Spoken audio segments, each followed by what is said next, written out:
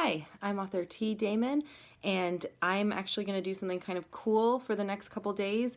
I am going to be reading a passage from each of the three books of the Four Spirit series, and so I'll actually pick some of my favorite passages from each book and read them to you, and then you can kind of see if you like it and see if it's something that you would like to continue reading. So today we're actually going to start off with the first book, and this is The Falling by T. Damon. That's me. And this is actually, these books are very dear to my heart because they deal with elementals, which I'm extremely interested in and have always been. And also, these books deal a lot with, kind of unconventional spiritual beliefs in terms of very earth-centered uh, earth-centered worship, basically. So taking care of the earth, you know, uh, getting in touch with the elementals, because just because we can't see them doesn't mean they're not here.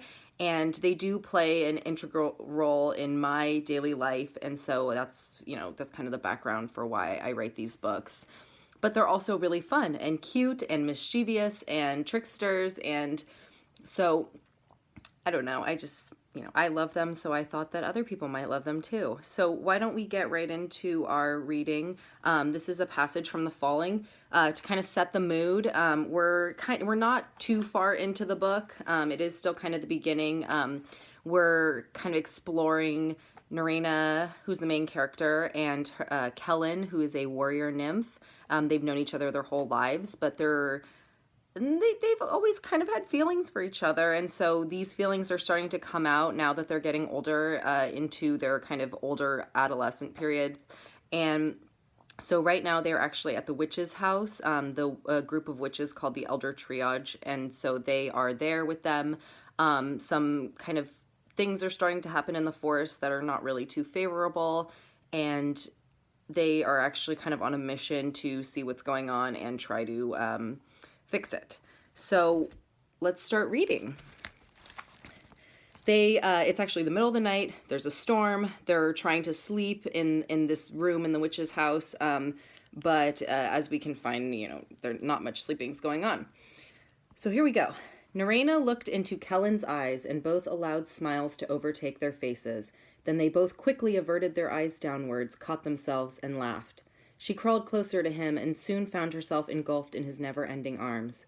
He held her and caressed her arms for a moment, but just as Narena turned to kiss him, the two were startled by a loud crash, then a boom as a tree branch burst through the window and slid all the way into the room, just narrowly missing exploding into the bed. Narena screamed, and Kellen leapt up and ran back to his bed, grabbing his bow and arrows before returning to shield her from whatever was entering their space. The witches stormed into the room, and Hawthorne, who's a salamander, scurried out of his dish. Nixon slowly emerged from his bed and gave his sister a disgusted look as he noticed her lying with Kellen. Nixon is Narena's brother, her little brother. Younger, really.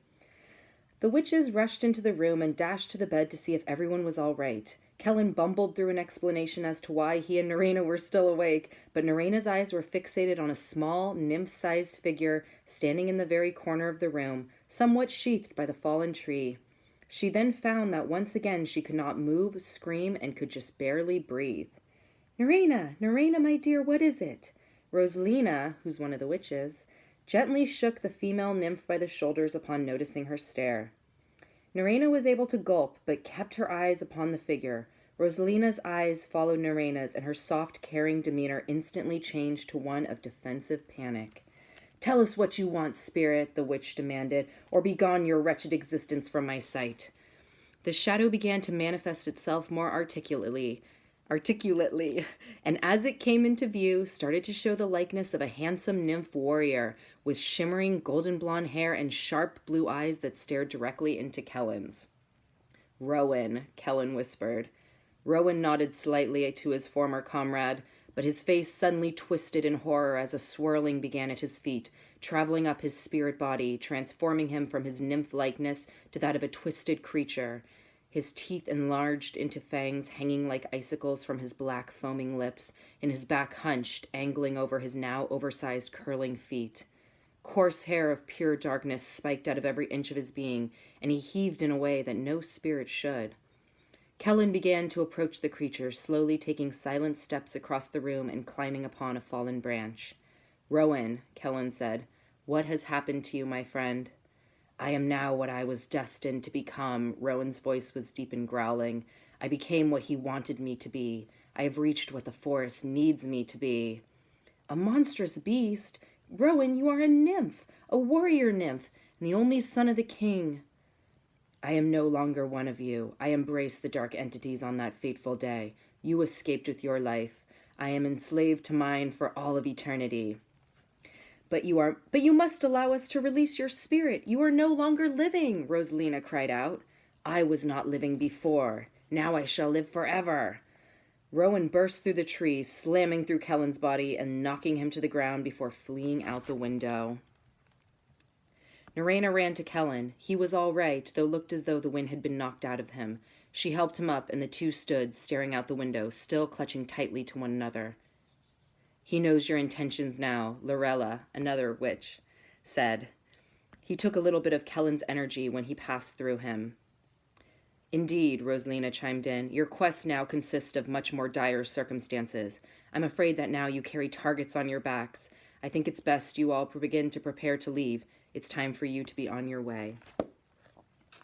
So that's the passage for today. If you enjoyed that, I would suggest that you continue reading The Falling. It is available on Amazon.com, BarnesandNoble.com, in all ebook formats. You can buy it from my publisher's website. There are links there. It's SnowyWingsPublishing.com.